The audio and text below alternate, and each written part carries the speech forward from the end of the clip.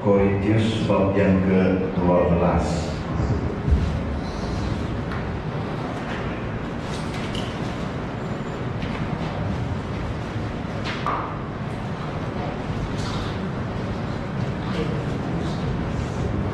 Oke, 2 Korintus bab yang ke-12. 2 Korintus 12. Sudah jumpa? Ayat yang ke-9.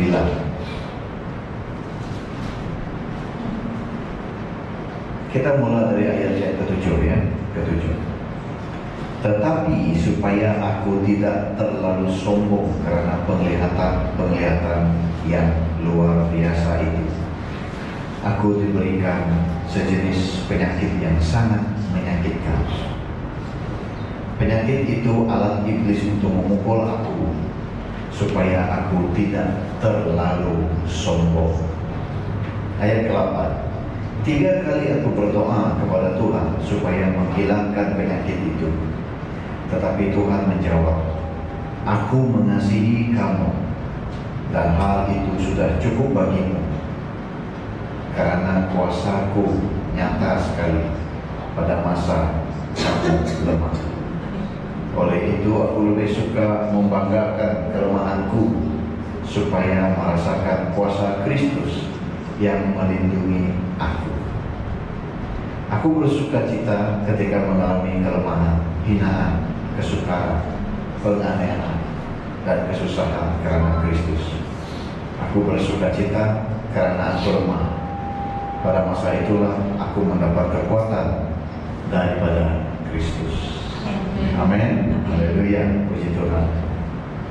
Jadi kita lihat di sini, Paulus adalah manusia yang telah diangkat Tuhan sampai terhebat, surga yang ketiga. Bila seorang yang berjumpa dengan Tuhan, Tuhan berbicara dengan dia segala perkara-perkara dan memberikan dia penglihatan yang luar biasa. Cuma satu sahaja masalahnya adalah dia mungkin akan jadi seorang manusia yang sombong. Jadi Tuhan tahu tahap Paulus, karena sebelum dia mengikut Yesus, dia adalah orang Farisi.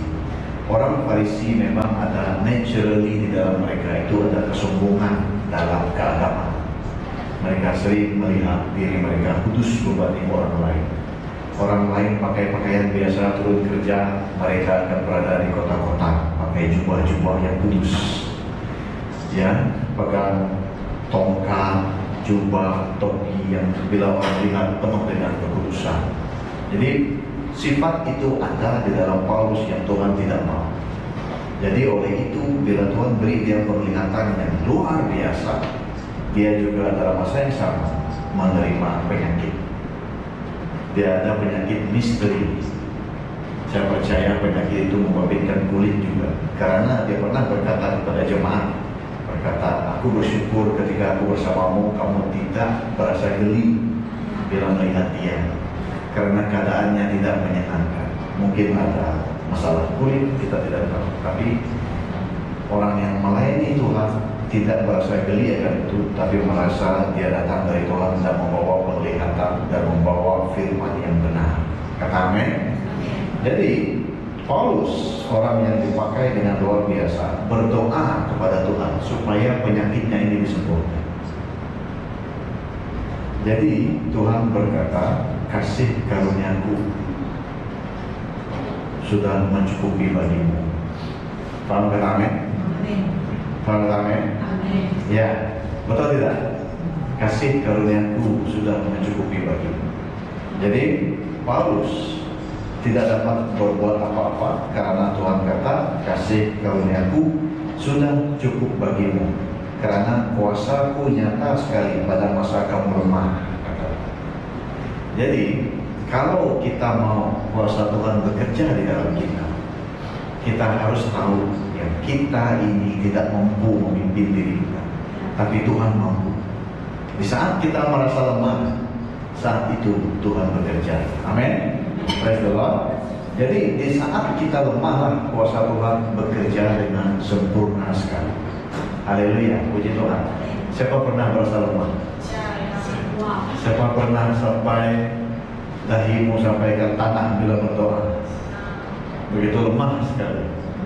Tapi karena Anda berdoa, waktu Anda lemahlah, kau tak sedar, Tuhan menghantar malaikat-malaikatnya. Tuhan mengerjakan sesuatu. Dan esok lusa kau lihat. Dan sampai sekarang ini perkara itu sudah lalu berbulan-bulan lepas, kau sudah bebas. Amin. Praise the Lord.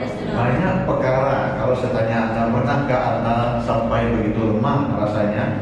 Anda kata pernah. Di manakah lemah itu sekarang? Sudah berlalu, betul? Kata amin.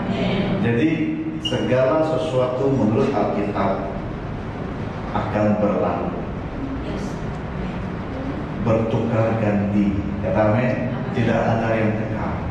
Tapi we take advantage. Apa keuntungannya bagi kita?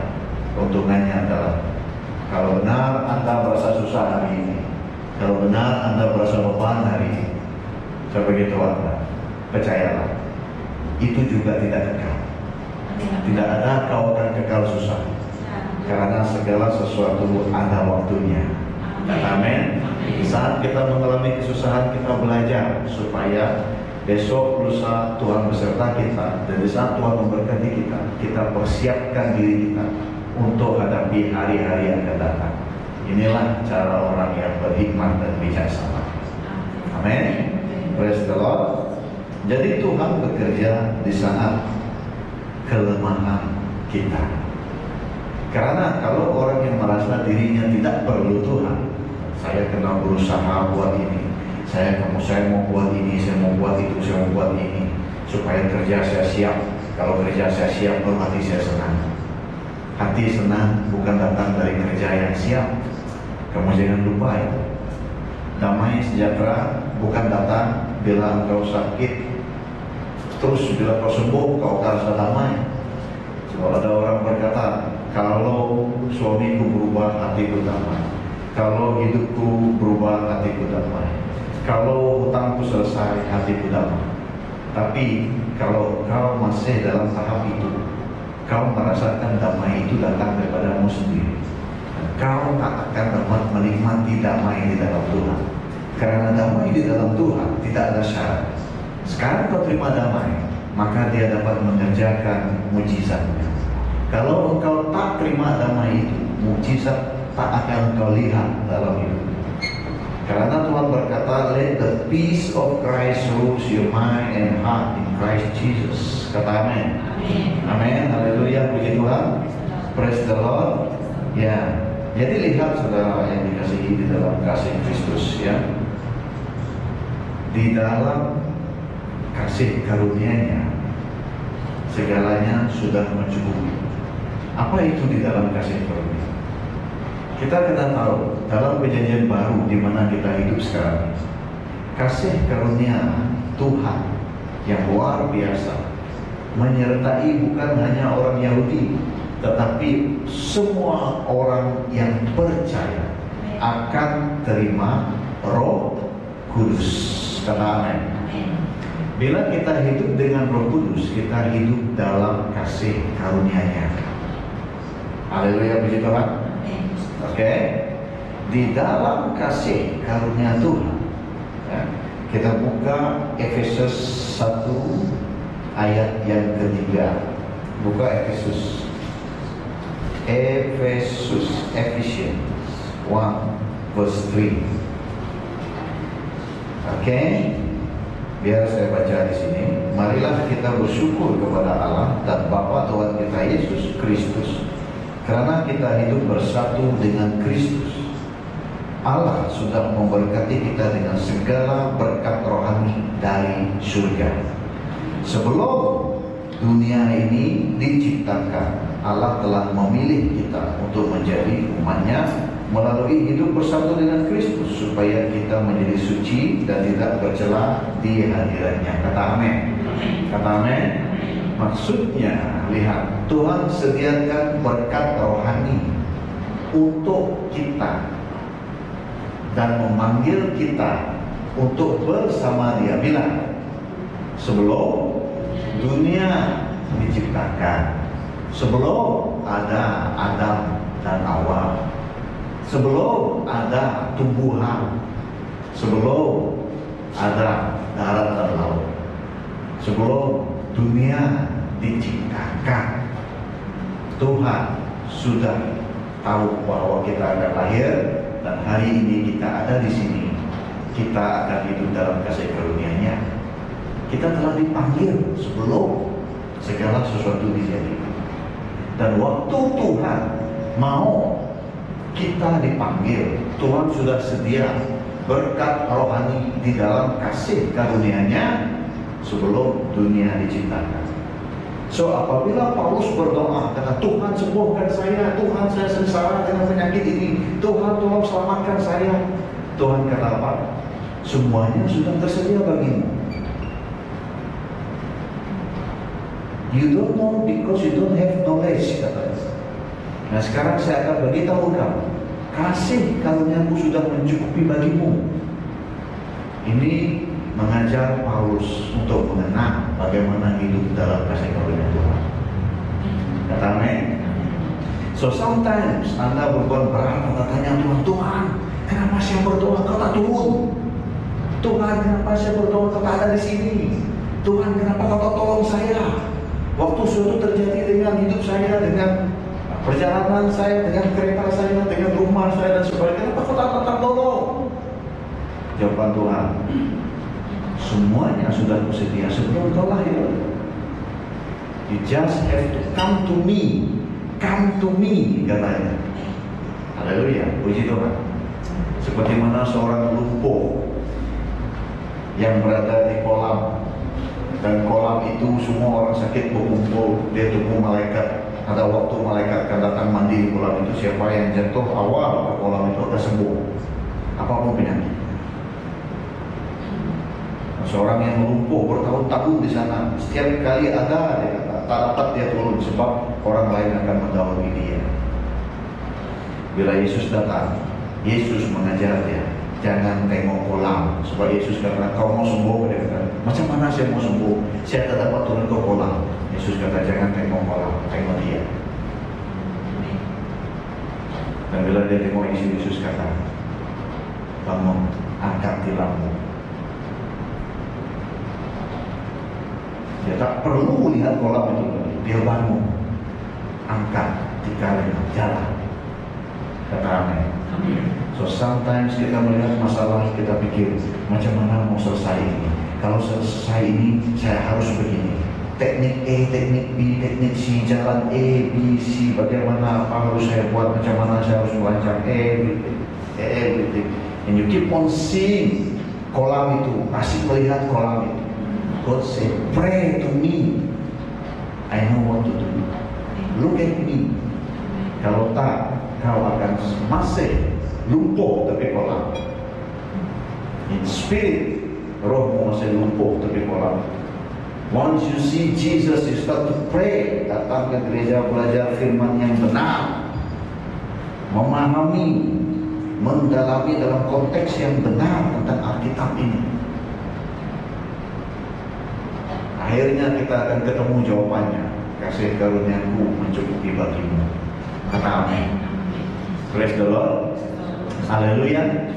So look at Jesus, not your problem. Praise the Lord. Sebab kita ini naturally, we love to look at ourselves more than anything. Betul tidak? Betul tidak? Kalau tak percaya, nanti saya ambil gambar. Saya suruh kamu tengok. Muka siapa kamu tengok?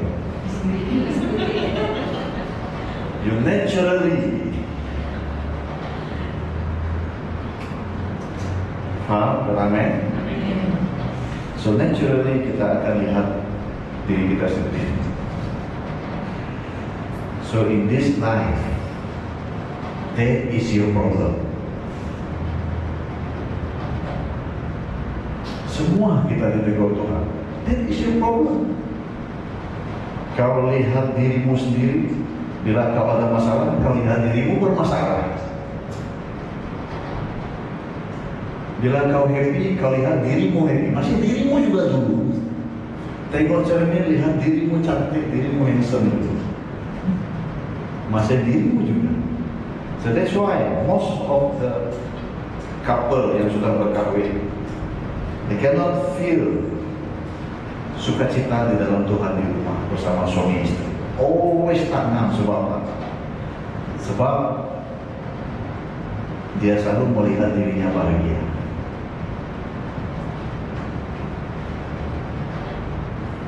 Okay? The purpose of marriage bukan untuk kamu bahagia sebenarnya. Sebab itu cuma hadiah. Itu cuma sebahagia. Tujuan perkawinan adalah to glorify God. Kata amin. Bila kau dengan pasangan mau tahu itu, kau berdoa, suami berdoa, istri berdoa. Lihat istrimu, puji Tuhan. Kau lihat suamimu, puji Tuhan. Kata amin. Itu cara kita glorify God. Kalau kita lihat diri kita saja mau bahagia, kita lihat suami, apa yang kau boleh buat aku bahagia? You will demand more, you know? You demand more. So sometimes be careful, karena kau mungkin akan lihat dan buat perbandingan suamimu dengan orang lain. Tengok suami dia beli dia kereta baru, kau beli apa untuk saya? Kau mau bahagia. You don't know the purpose of marriage is to glorify God. Kalau orang lain boleh bagi kereta bagi istri, biarlah.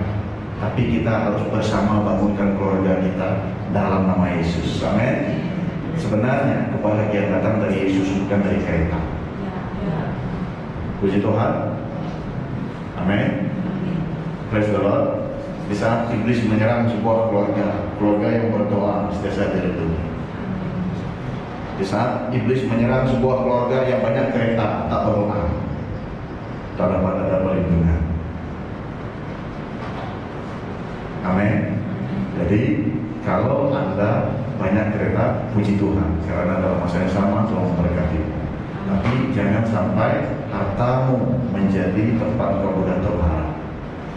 Tuhan berkata begini, jangan depend dengan kekayaanmu dalam hidup ini. Kau harus depend dengan Dia. Seperti mana saat kita susah, kita tak ada kerja, kita berdoa, Tuhan bagi saya kerja. Tapi bila sudah ada kerja, hidup kita mulai depend dengan gaji. Oh, gaji saya banyak, ini saja saya mampu. Oh, ini gaji saya. Oh, ini gaji saya. Jadi kita akan bandingkan, gaji saya begini, gaji dia lebih besar, dia lebih senang hidupnya. Saya begini saja, saya begini saja. Don't you know that what they receive is blessing from God, what you receive is blessing from God. If you have God, Tuhan kata segalanya dapat kau tanggung dalam nama Yesus. Kata amin. Ya, kau dapat tanggung nafsumu yang mau belanja besar, tapi kau dapat hidup selesa dan memuji Tuhan. Itu sudah cukup baik. Oke, semakin besar keinginanmu di dunia ini, kau mengejar keinginan, kau tak kejar Tuhan, upahmu tidak dapat dilihat waktu kau hidup di dunia dan juga di surga. Haleluya, puji Tuhan. So percayalah, kalau Tuhan kata begini, you cannot mencari apa yang ada di dunia ini lebih dari Tuhan. Sebab setiap orang yang mencari apa yang di dunia ini lebih dari Tuhan akan kekurangan, tidak pernah berpuasa. Paham kan amin? Tapi kalau engkau hidup seperti mana Paulus dan sebagainya, kita berpuas hati bersama Tuhan, kita ada Tuhan, kita tak akan kekurangan. Amin. Praise the Lord. Nah, inilah yang Tuhan mau bila kita put in our mind to glorify Him. Haleluya, puji Tuhan. Praise the Lord. Ya. Jadi dalam kehidupan, even waktu saya mula berumah tangga dulu juga banyak perselisihan paham, karena kita ini kan dari keluarga yang berbeda, bila suami istri hidup bersama, memang akan ada perselisihan paham. Jadi semua kita paham perkara itu, atau tidak? Kita sesuaikan diri. Memang ada perkara-perkara yang kita tidak puas hati. Tapi once kita tahu bahwa hidup ini untuk memuliakan Tuhan. So when I see my wife, I see God. Thank you Jesus. Tengok dia, thank you Jesus. Tengok dia, thank you Jesus. Ini cara kita untuk mengasihi seseorang. Thank you Jesus. Kata amin. Praise the Lord. So all the time bersyukurlah. Haleluya. Amin. Amin. So istri yang berdoa juga seperti itu bila melihat suaminya, everything give thank you God. I love Jesus. Thank you Jesus for my husband, or for my wife, for my children. Thank you Jesus. Kadang-kadang kita membesarkan anak, ya. Boleh saja orang mengantar masa anak kita, boleh juga orang mengantarkan keluarga kita, boleh juga orang mengantar masa pasanganmu, dan boleh juga orang mengantar tentang hidup kamu yang tidak keduniaan, lebih kepada ketuhanan. But I tell you, if you love Jesus, semua itu is nothing. Kata amin. Biarlah apa orang mau kata, sebab kita tidak dapat tutup mulut semua orang, tapi kita dapat hidup di dalam Tuhan. Kata amin. God says, live in spirit. Jadi apa yang kamu lihat ini kan di dunia ini, persaingan, kutuk kawan, gosip-gosip di sana sini itu, masalah yang kau alami, beban yang kau alami, semua itu dunia. Oke? Semua itu dunia. You don't gonna live in the world, you live in spirit. Hidupmu bukan di dunia. Walaupun sekarang kita di dunia, tapi hidupmu bukan di dunia, hidupmu dalam roh. Kata amin. What else yang kamu kekurangan dalam roh? Sukacita ada dalam roh. Kesembuhan yang kita lihat, orang lumpuh berjalan, buta melihat, semua adalah kita ini datang dari mana? Tuhan, dan Tuhan adalah roh. Kata amin. Batu ini, kipas besi, semua datang dari mana? Datang dari roh.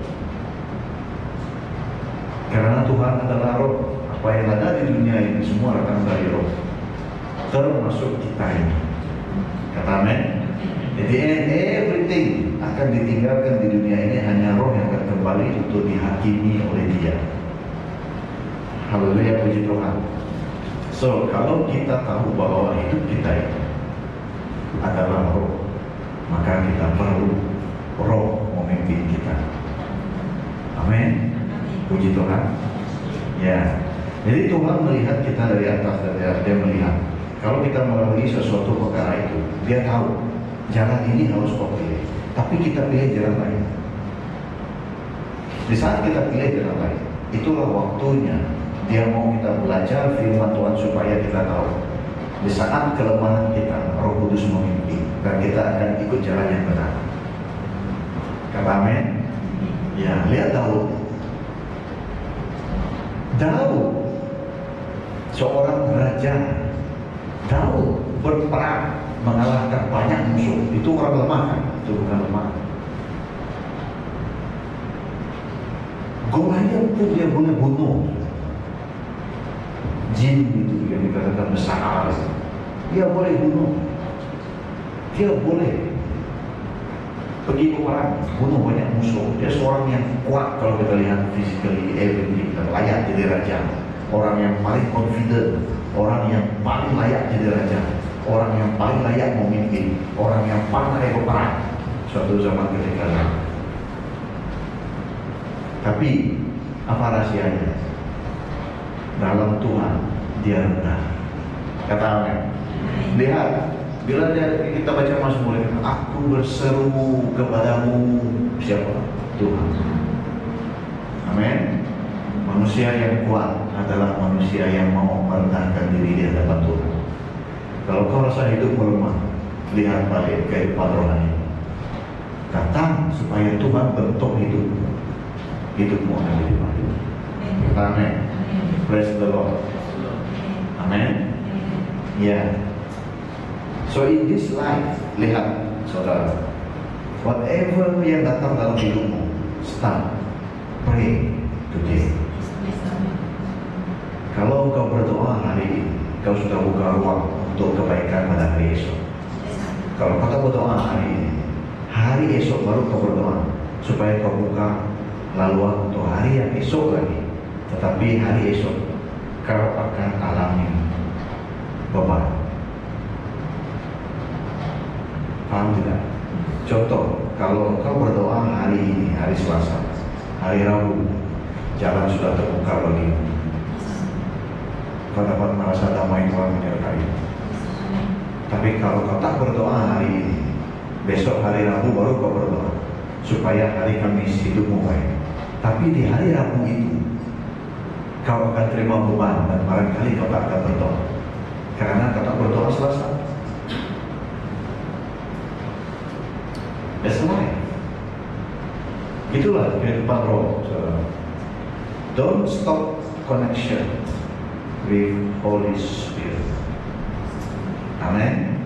Jangan berhenti ada hubungan dengan Roh Kudus, karena itulah yang membahagiakan. Amin. Puji Tuhan. Jangan harap kebahagiaan datang dari orang. Jangan harap berkat datang dari orang.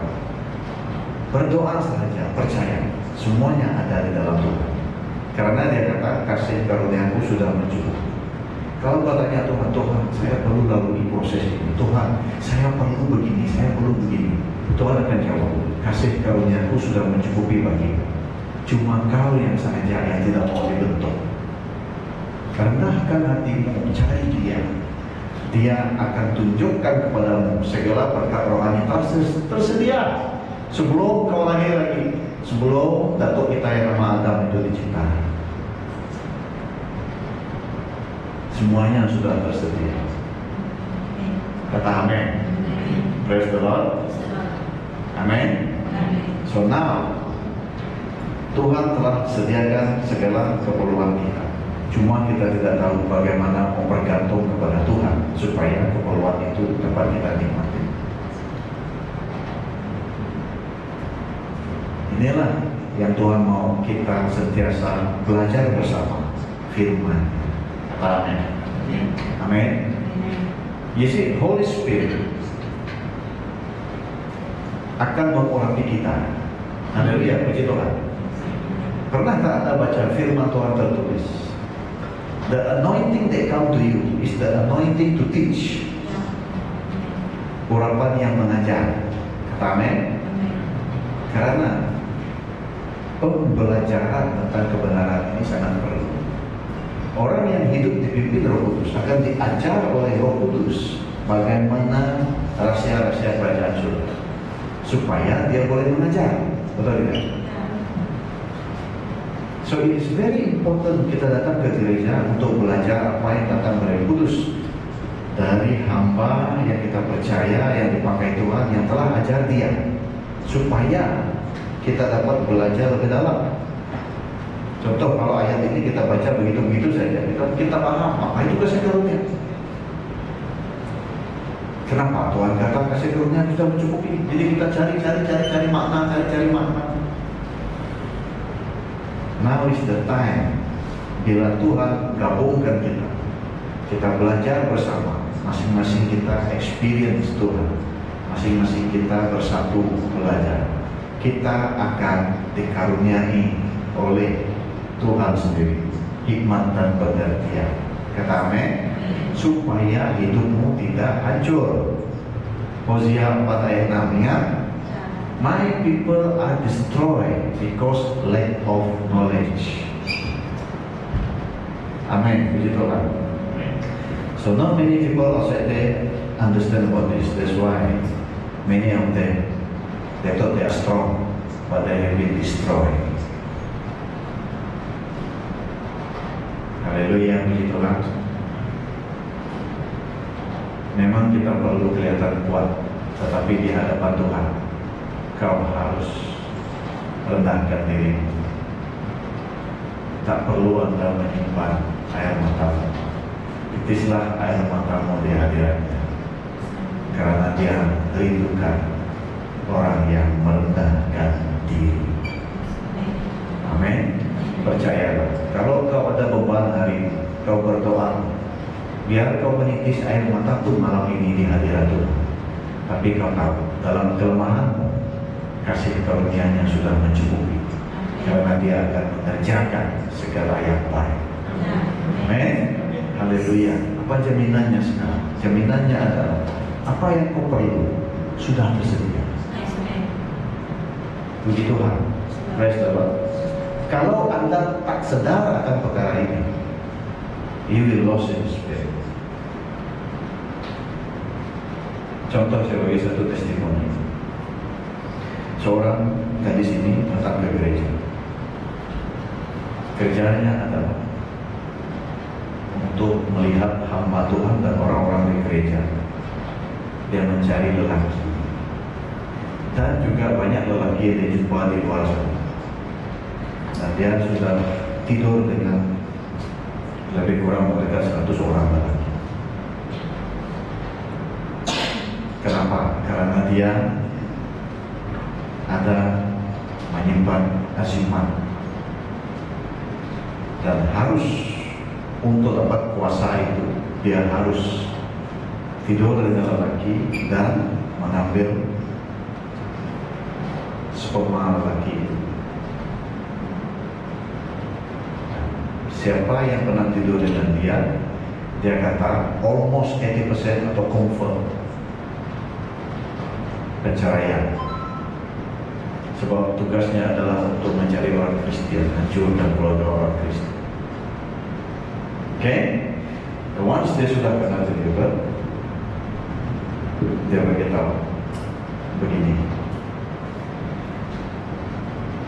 Sebenarnya apa yang dia lakukan itu membuat dia terfikir selepas dia kena deliver, bahwa lelaki-lelaki yang pernah tidur dengan dia itu semua tidak paham dan tidak mengerti. Mereka itu semua suami orang, tidak tahu bahwa apa yang dia cari, sexual happiness, kebahagiaan, entertainment, semua itu sebenarnya ada di rumahnya. Istrinya ada, dia boleh bahagia dengan keluarga, dia ada anak istri. Dia mau bawa keluarganya berjalan-jalan, bawa, tak perlu bawa keluarga. Everything you want is already in your house. Why you go and find outside? Because you don't have knowledge, and you will be destroyed. Faham kata? Nah, perkara ini kita tidak nampak lihat seperti biasa kita lihat. But there's some cases kan jadi seperti itu. So everything you need is already prepared by God sebelum Anda dilahirkan. Why you need to find other sources? Kesembuhan cari dukun, mau bahagia cari dukun, menjauhi Tuhan dengan penuh perasaan tamak dan berhala di hatimu. Why? Why you don't want to look for Jesus? Because everything is in Him, but for you, you still lack of knowledge. That's why orang yang tidak paham ini, dia ingat dia mau cari lebih. This is the worst thing in this life. Paham kan? Amen? So I remind every one of us, segala yang kita perlu, kalau mau cari hiburan, ketenangan, damai, semua sudah Tuhan sediakan. Don't try to find outside God. Outside God, you'll be destroyed.